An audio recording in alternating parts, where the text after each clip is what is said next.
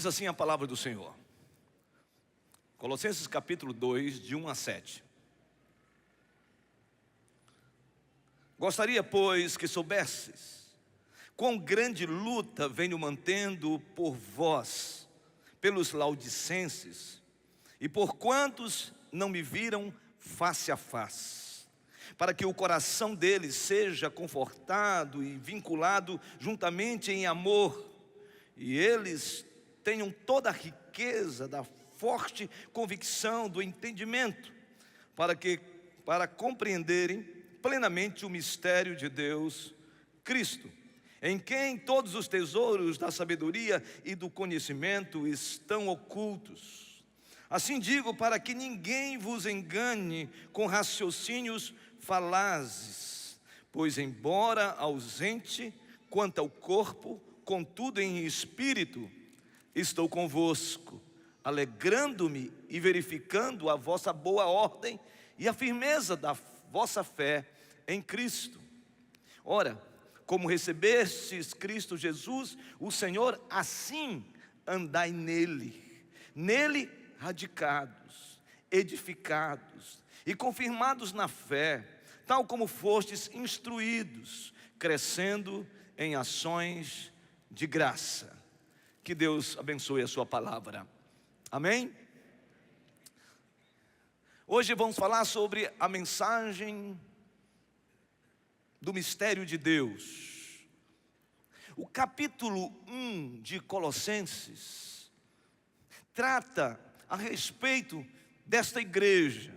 Essa igreja é conhecida como a igreja de Colossos.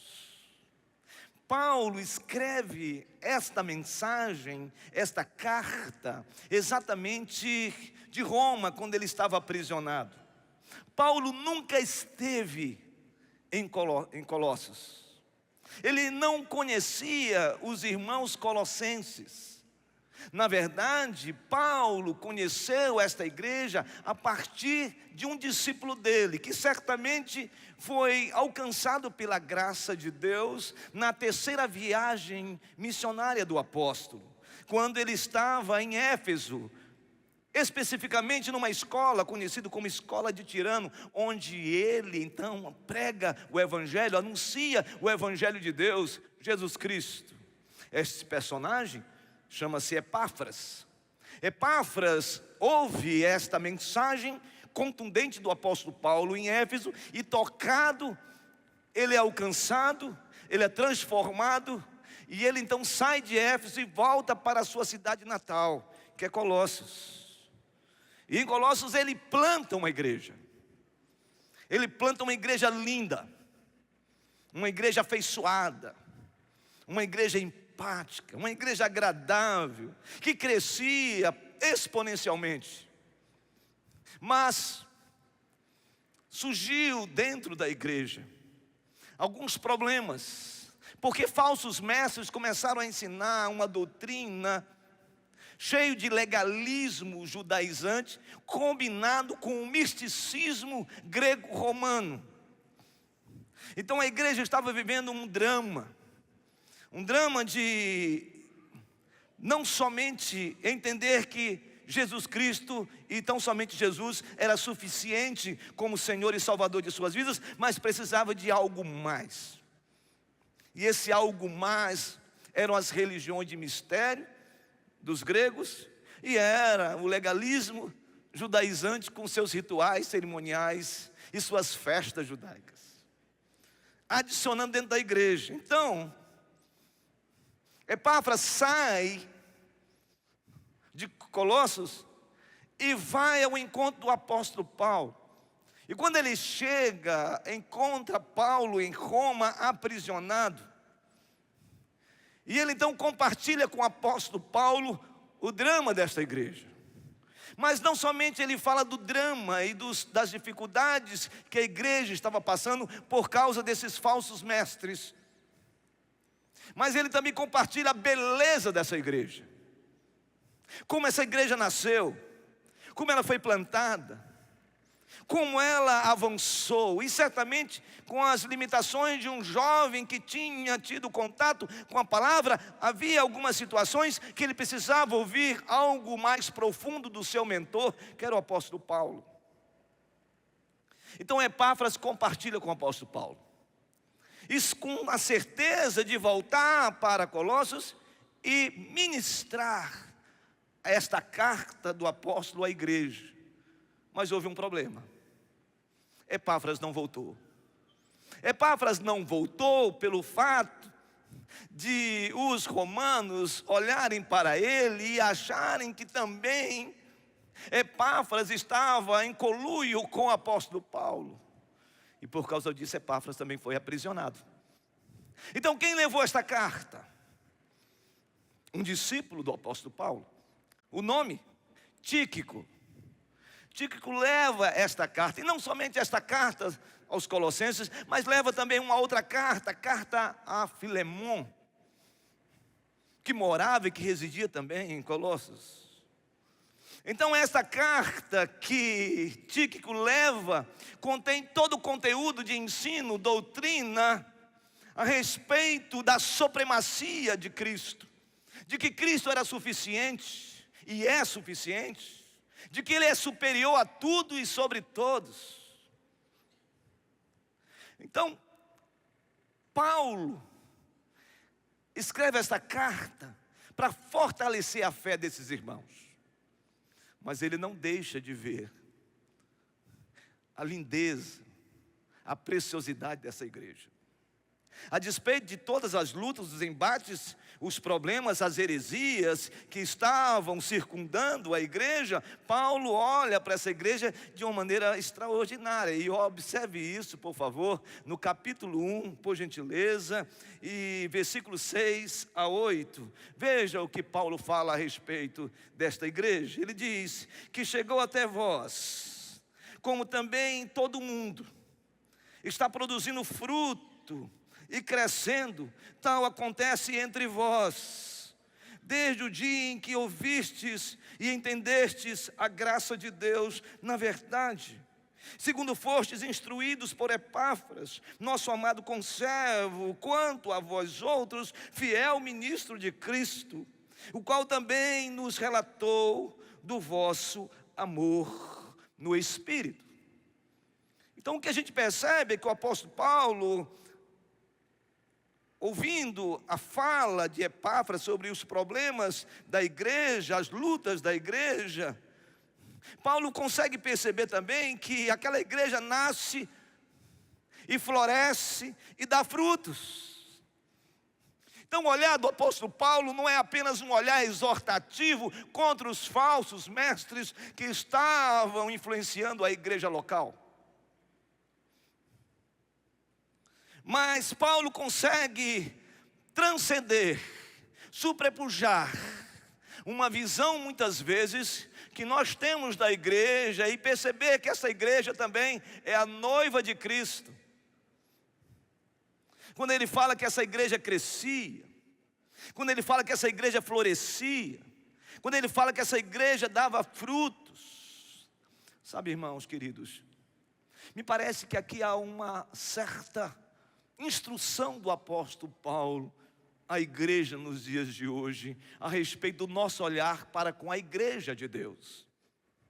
É certo, irmãos, que toda igreja tem problemas. É certo, irmãos, que toda igreja tem crises. É certo, irmãos, que toda igreja tem suas competições internas.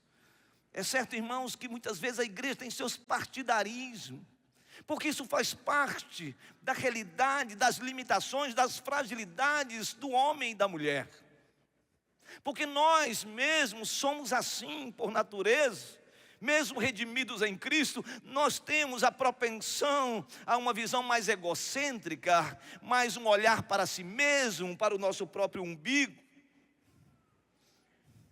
Mas Paulo chama atenção para a igreja nos dias de hoje, que a gente precisa olhar, além disso, para a beleza da noiva de Cristo. O Dr. Charles Swindoll, escrevendo um livro chamado A Noiva de Cristo, Ele disse que o maior problema da igreja hoje é que tem muita gente dentro da igreja querendo desposar a noiva. Mas a noiva já tem um noivo que preside, que dirige, que reina, que governa a igreja. O nome dele é Jesus de Nazaré. Então eu não sou o dono da igreja. Você não pode ser o dono da igreja. Você não pode dirigir a igreja.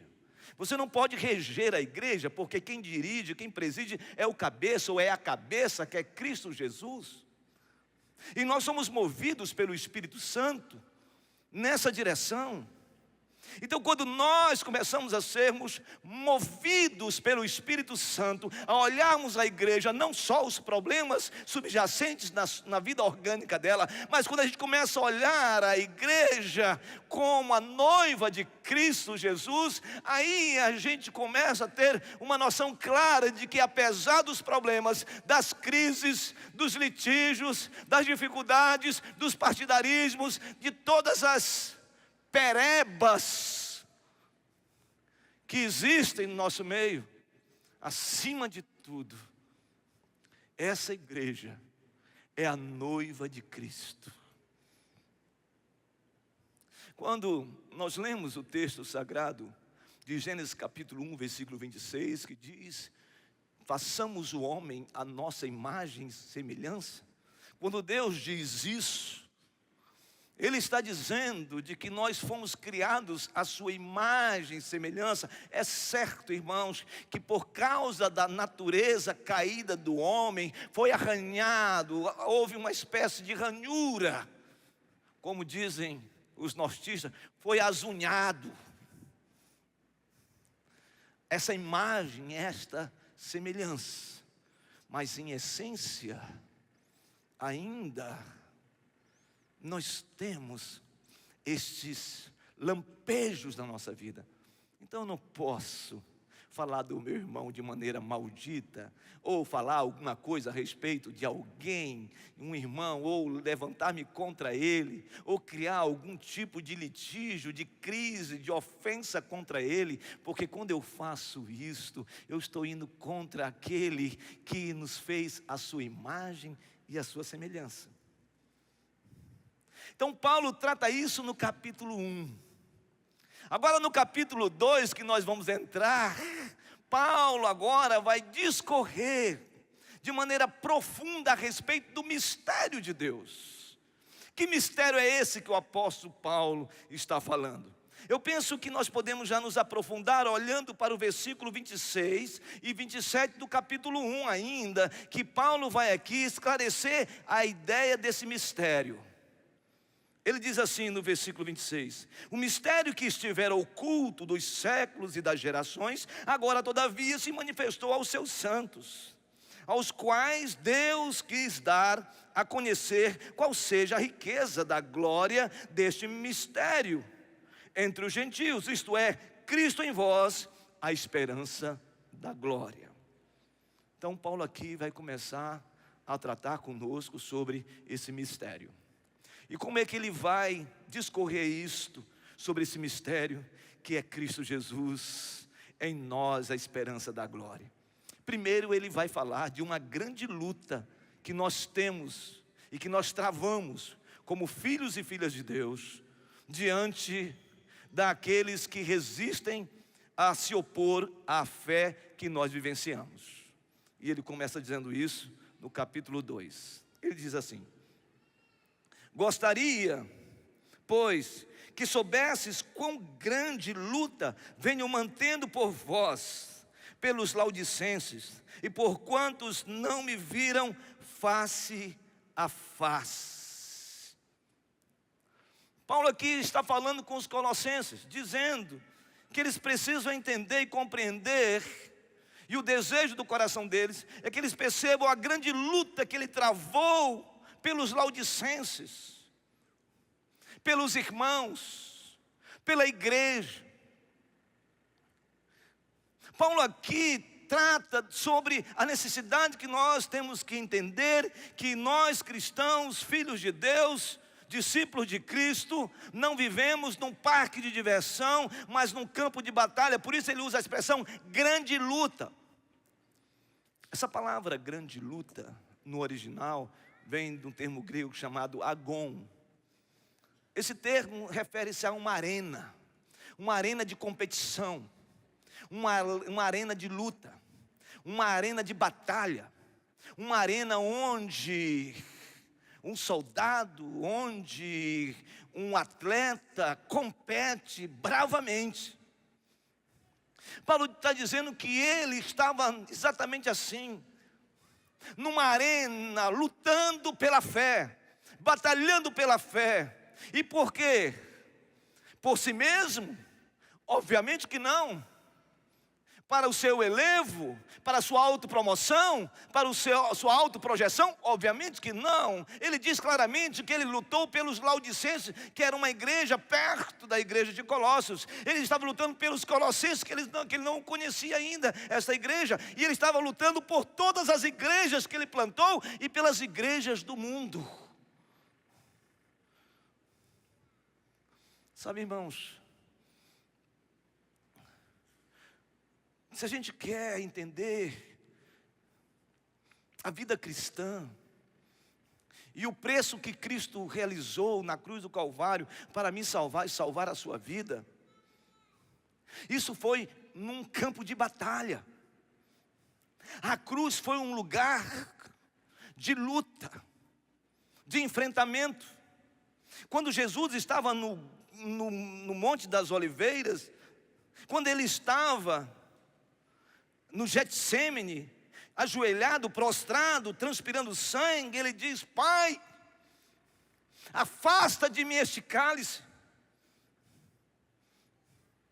Quando o Senhor Jesus está fazendo esta oração, clamando e minando sangue através de um suor no seu corpo e encharcando o chão, no Monte das Oliveiras, ali ele estava sofrendo, não por medo de ir para a cruz, não por receio de passar pelos algozes e os sofrimentos que a cruz gerava naqueles que eram crucificados, mas a dor, o sofrimento do apóstolo, melhor, do Senhor Jesus Cristo, era exatamente porque ele sabia que ele carregaria sobre si todo o pecado da humanidade. O meu pecado, o seu pecado. Então ele trava essa batalha na cruz. Tenho sede. Elohim, Elohim, Elohim, lama sabachthani. Deus meu, Deus meu, Deus meu, por que me desamparaste? Que luta ele travou na cruz do Calvário, sozinho. O pai olhando o sofrimento do filho, vira o rosto, porque o filho está num total sofrimento, uma agonia.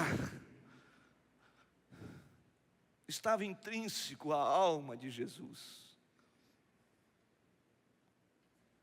Mas quando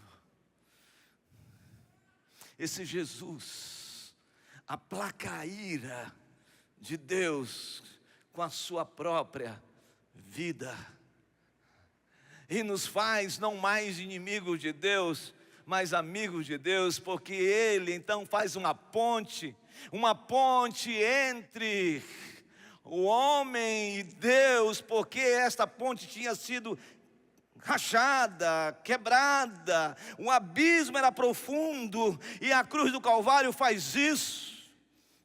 É por isso que diz o texto, quando ele diz está consumado, Pai, em tuas mãos eu entrego o meu espírito. A Bíblia diz que houve um trovejar, um relampaguear no céu, e diz as Escrituras sagradas que o véu se rasgou de cima a baixo. Não precisava mais de uma película, de uma cortina. Não precisava mais de uma escama. Não precisava uma coisa meio que sombreada. Agora, Nós temos livre acesso a contemplar o Pai, a estar diante do Pai por causa de Jesus Cristo, o Senhor. Jesus travou esta luta e Paulo agora está dizendo que ele trava uma luta por causa desta palavra, por causa do Evangelho que é Jesus. Meus irmãos, isso é fundamental. É fundamental que saibamos que para o preço do crescimento perpassa por uma luta grandiosa. Segundo, Paulo fala sobre o mistério revelado. E o mistério revelado está no versículo 2 e 3.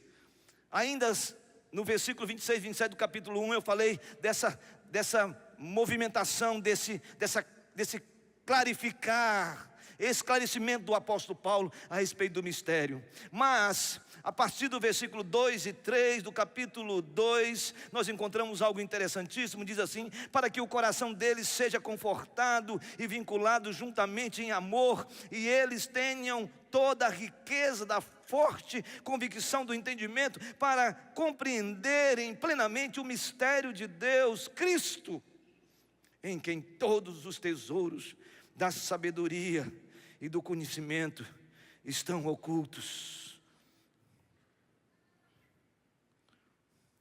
O que Paulo está dizendo que o mistério de Deus é Cristo. É explicativo isso. É Cristo Jesus. Aquilo que estava ainda como uma névoa, aquilo que estava meio sombreado, aquilo que estava meio opaco, agora então se desvenda completamente. Aquilo que gerações ainda não tinham entendimento a respeito desse mistério, Cristo Jesus é esse mistério que é revelado, é o verbo encarnado, quando a Bíblia diz em João capítulo 1 versículo 14, e o verbo se fez carne e habitou entre vós, cheio de graça e de verdade, e vimos a sua glória, a glória do unigênito do Pai. Ele se revelou a mim. Ele se revelou a você. Por isso que Paulo diz: Cristo em vós, a esperança da glória. Paulo, quando ele diz em 1 Coríntios capítulo 15, versículo 19, se a nossa esperança se limita apenas a esta vida, nós somos os mais dos infelizes de todos os homens. A nossa esperança, ela não é passageira, a nossa esperança não é efêmera, a nossa esperança, ela não é simplesmente por um momento, a nossa esperança, ela é eterna, a nossa esperança é para sempre, porque essa esperança foi Cristo Jesus adentrado dentro de nós e que gerou essa santa expectativa. Essa esperança é uma esperança provocada por uma santa convicção, uma convicção que eu e você temos, não pelos nossos méritos, mas pelo mérito maravilhoso do sangue de Jesus Cristo na cruz do Calvário, que nos alcançou, que alcançou a sua vida, que lhe libertou, que lhe transformou, que lhe reconciliou, que lhe justificou. E esse Jesus que fez tudo isso, ele gerou em nós uma santa expectativa. E que expectativa é essa? É que ele vai voltar. Essa é a santa expectação do povo de Deus. Esse Cristo gerou em nós essa esperança de sabermos que nós somos peregrinos nesta terra, mas um dia estaremos face a face com Jesus Cristo, que nós estamos aqui aguardando a volta de Jesus Cristo, e que aqueles que morreram em Cristo Jesus terão os seus corpos revestidos em incorruptibilidades. Aqueles que verão a volta do Filho do Homem também terão os seus corpos revestidos de celestialidade, e todos estarão contemplando a volta daquele que virá, segundo o livro de Apocalipse, sobre um cavalo branco, com um manto sobre si, onde está escrito Rei dos Reis, Senhor dos Senhores. E nós, irmãos, vamos nos encontrar nos ares, a nova Jerusalém celestial, e nesse lugar extraordinário, onde os anjos estarão estarão entoando e tocando as trombetas, dirão claramente: só o Senhor é Deus, só o Senhor é Deus. A Ele toda a honra, toda a glória, todo o louvor, todo o domínio pelos séculos dos séculos. E a nova Jerusalém será instalada, e essa nova Jerusalém não haverá choro, não haverá mágoa, não haverá sentimento de tristeza, não haverá luto, não haverá morte, porque quem disse isso foi o Alfa e o Ômega, o primeiro e o último, Jesus Cristo, Senhor.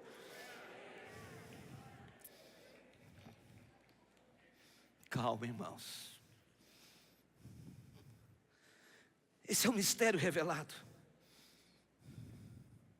Ele é o próprio mistério de Deus, o Deus encarnado, o centro de todo o conhecimento divino e a fonte de toda a sabedoria verdadeira.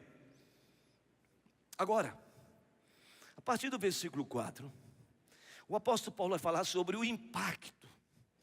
Qual é o impacto prático de conhecer o mistério de Deus, que é Cristo Jesus? Qual é o impacto prático? Conhecer a Cristo de forma tão profunda é central, é fulcral, e isso gera consequências. Esse texto do versículo 1 ao versículo 3 está nos ensinando uma coisa que nós não podemos deixar de observar. Nós, filhos de Deus, filhas do Senhor, filhos do Senhor Jesus Cristo, nós que pertencemos a Ele, não podemos viver uma vida cristã superficial. Nós não podemos viver uma vida na prática do pecado. Nós não podemos ter uma vida cristã rasa. 95% dos evangélicos nunca leram a Bíblia toda. 90% dos evangélicos não leem a Bíblia diariamente.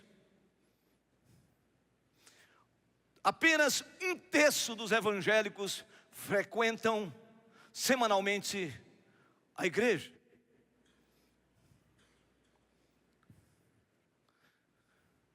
Pouquíssimos, raríssimos membros e cristãos hoje frequentam uma sala de escola bíblica. Poucos buscam o conhecimento de uma teologia bíblica, de uma teologia sistêmica. Poucos procuram entender a origem, a finalidade, o propósito de cada carta escrita, de cada livro escrito para a igreja.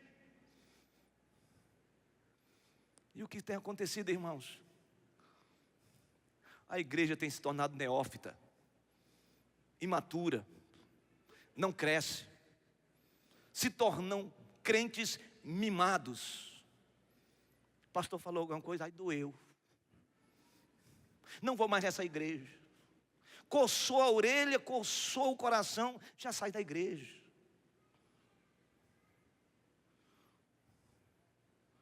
É o que nós estamos formando. É o que nós estamos gerando. E sabe qual é o problema disso? O problema disso é que quando nós vivemos na superficialidade, nós nos afastamos das Escrituras, da palavra de Deus. E quando nós começamos a nos afastar das Escrituras, qualquer mensagem ilusória, fantasiosa, começa a entrar nos ouvidos dos irmãos. E sabe qual é o problema disso? É que uma teologia conhecida como teologia liberal começa a adentrar e relativizar as Escrituras. E qual é o resultado disso? A gente fica frio espiritualmente. E a gente começa a aceitar qualquer coisa dentro da igreja. E a gente começa a achar que tudo é normal. Foi isso que aconteceu na Europa. É isso que tem acontecido nos Estados Unidos. Eu, pastor de Jade, estivemos levantando parcerias numa região dos Estados Unidos, conhecido como Los Angeles. E nós, andando pelo centro da cidade, nós vimos uma igreja, bem na esquina, não vou falar o nome dela. E essa igreja me chamou a atenção por duas coisas. Primeiro, que havia duas pastoras. Até aí, isso acontece em vários lugares. Mas eram duas pastoras lésbicas, pastoreando a igreja. Em segundo, que havia uma placa na frente dizendo que ali ia acontecer o último culto de uma igreja de mais de 300 anos.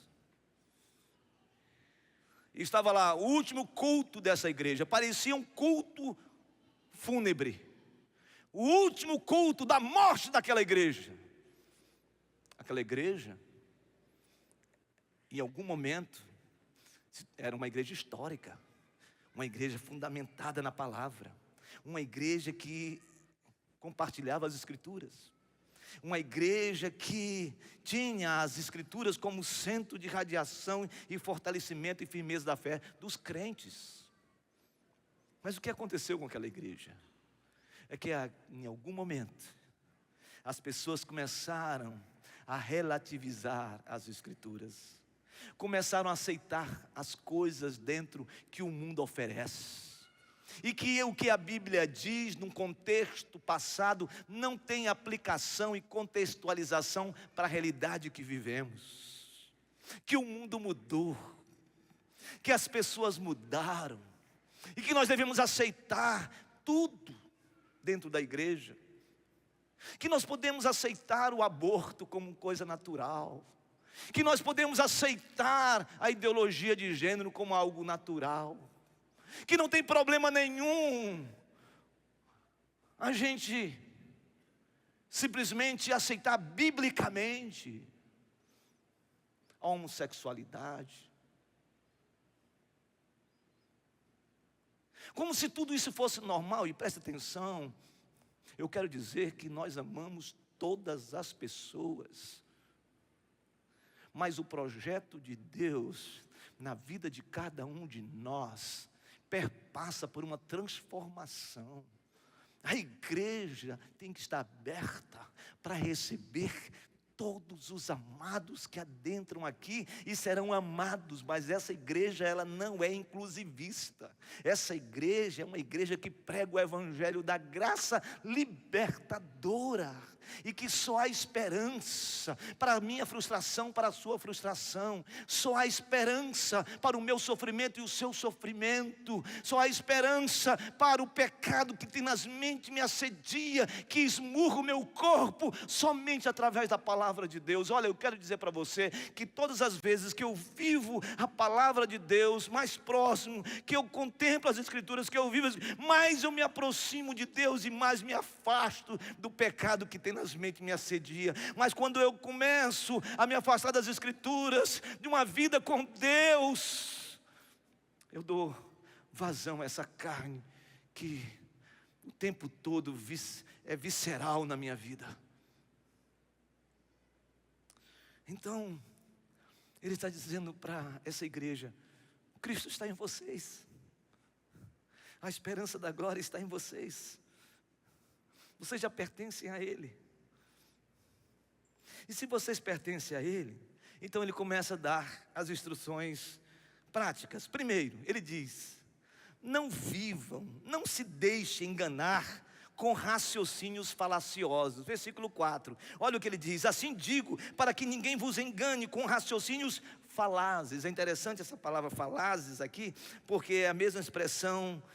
Não se submetam, não aceitem raciocínios fictícios, ilusórios. E o que mais nós temos ouvido na internet são o que, irmãos?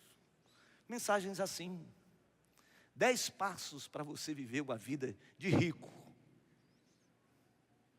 Você pode ser a pessoa mais importante do mundo. Aí o cara sai da empresa dele, ele sempre no celular, e ele sai, ele pega já aquela malinha, e ele sai andando daqui, ele sai do escritório, ele já entra no aeroporto, e do aeroporto ele vai para aquele avião particular dele, ele entra no avião particular e começa não sei o quê, ele desce, ele já entra num espaço, no auditório, e se torna um coach.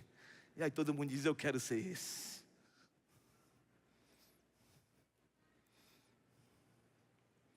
E o pior de tudo isso, é que a gente, agora eu vou ser amazonense agora, a gente é lerdo, a gente é leso. Sabe por quê? Porque a gente acredita nisso. A gente acredita nisso. E sabe o pior de tudo isso? É que essa gente hoje usa isso aqui, ó, a Bíblia. Eu não tenho nenhum problema de grandes líderes empresários, e nossa igreja está cheia de gente, empresários, gente capazes, que tem realmente a arte da retórica, do argumento para avançar, e tem muitos na nossa igreja que são instrumento de Deus, através da sua empresa, através dos seus negócios, falar do amor de Deus e trazer muita gente para o evangelho e para a igreja através do seu testemunho. Não estou falando disso, eu estou falando de argumentos falaciosos, que enganam, que tem uma linguagem que na técnica de comunicação e marketing chama-se linguagem conativa, que é a arte da persuasão, que a pessoa, quando ela passa por uma vitrine, olha e diz, meu Deus, é isso que eu quero, e fica olhando. Ele fica olhando e diz assim, eu vou querer esse sapato do último, é top, eu quero ele. E ele diz assim, vem, e você diz, eu vou. E a conta bancária? Negatof, não tem nada, mas ele quer. É assim que funciona. Ele está dizendo aqui, fujam disso. No versículo 5 ele diz, pois embora ausente quanto ao corpo, contudo em espírito estou convosco, alegrando-me, verificando a vossa boa ordem e a firmeza da vossa fé em Cristo. Aí ele diz no versículo 6, ora, como recebestes Cristo Jesus, o Senhor, assim andai nele. Então, a segunda, princípio prático. Primeiro, não se deixar enganar com raciocínio falacioso. Segundo, andar em Cristo. Andar em Cristo. O que significa andar em Cristo? É viver de modo coerente com a fé que professamos. Se falamos algo, vamos viver da forma como nós falamos. Então não adianta você falar algo e você não viver aquilo que você fala. Não adianta você falar para alguém andar reto quando você não anda em retidão. Não adianta você falar que fulano é fofoqueiro quando você também é. Não adianta você falar, não beba meu filho esta bebida, quando você bebe.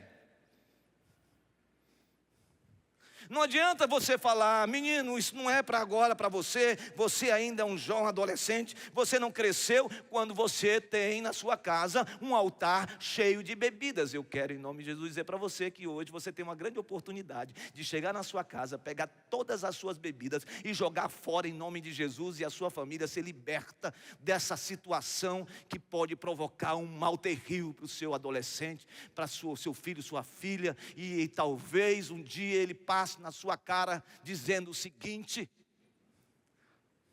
eu sou assim porque o Senhor colocou um altar dentro da casa e eu comecei a beber ainda naquele altar cheio de bebidas. E eu falo isso com muita propriedade, porque meu pai era alcoólatra.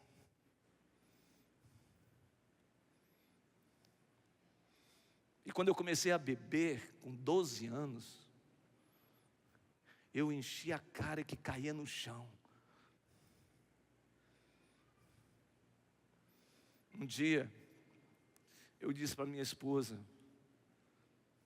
a gente ainda era namorado, eu acho que a gente estava no início do nosso casamento, não sei, não lembro ainda, mas eu disse para a Luzângela, eu nunca mais vou colocar uma bebida na minha boca, alcoólica, porque eu quero falar para quem bebe e para quem não bebe. Pastor, é pecado beber? Não, não estou dizendo isso. A Bíblia chama para a temperança. Mas meu irmão, minha irmã, olhe para o seu filho, para a sua filha. Porque se você fala, ele está vendo se você vive, se eu vivo, se nós vivemos. Eu não sei se você está entendendo o que eu estou falando aqui hoje, mas eu estou falando de uma palavra: santidade, vida com Deus, mudança de vida. Paulo está dizendo isso para os colossenses: andem em Cristo Jesus. E aí ele trata isso de uma maneira muito linda no versículo 7. O terceiro ensino prático dele. Diz assim no versículo 7: nele radicados e edificados e confirmados na fé, tal como fostes instruídos, crescendo em ações de graças. Há duas palavras que me chamam a atenção nesse texto. Primeiro, a palavra radicados.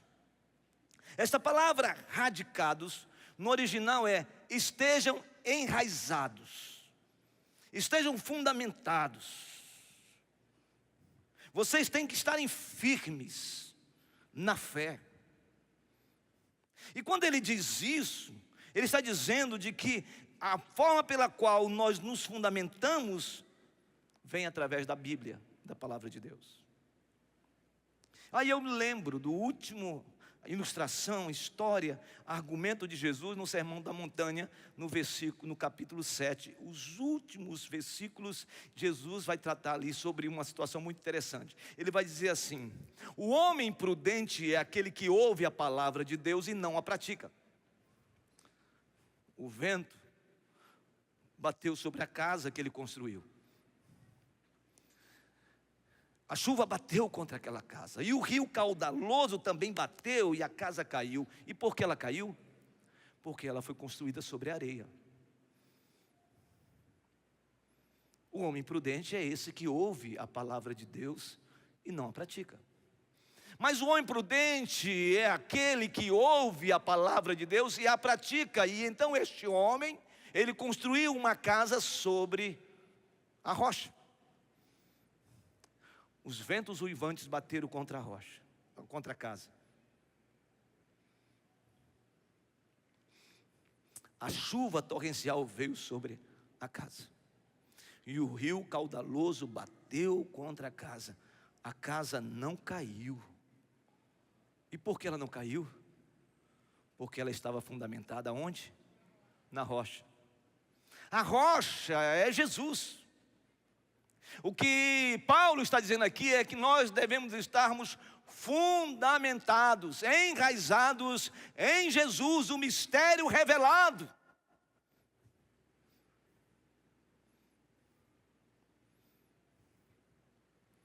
Mas há uma segunda expressão que ele usa aqui no texto. A expressão que ele usa é a expressão edificados. Edificados é um termo grego chamado epoikodomeu. Epoikodomeu. O que significa isso? Vem da palavra oikos, a raiz dessa palavra que significa casa. Então, a casa tem que estar edificada sobre um bom alicerce. É isso que a nossa casa espiritual, física, emocional, precisa estar edificada sobre a rocha. A sua família tem que estar edificada sobre a rocha que é Jesus. O seu casamento sobre a rocha. O seu filho sobre a rocha. Os seus negócios sobre a rocha. As suas lutas mais terríveis que você tem enfrentado e que você tem vontade de desistir de tudo e largar tudo, família, vida e tudo que você possa imaginar, que te desespera a tua alma e a tua mente. Lembra-te que tu fostes alcançados por Jesus e você está firmado sobre a rocha. É por isso que você não desiste de viver, é por isso que você não desiste de lutar, é por isso que você está nessa grande luta, porque Jesus é que está sustentando você.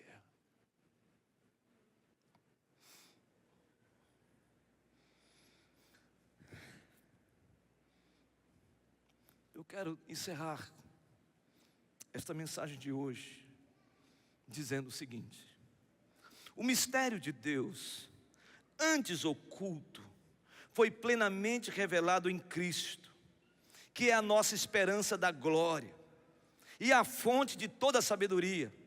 Para que os crentes compreendessem essa verdade, Paulo se dedicou incansavelmente, lutando por seu amadurecimento espiritual. Conhecer o mistério de Deus não é um mero exercício intelectual, é uma experiência transformadora, que nos firma na fé, nos protege do engano e nos faz transbordar de gratidão, com o objetivo final de sermos apresentados a Deus como perfeitos em Cristo Jesus. Que Deus abençoe a sua palavra nesta noite, em nome de Jesus.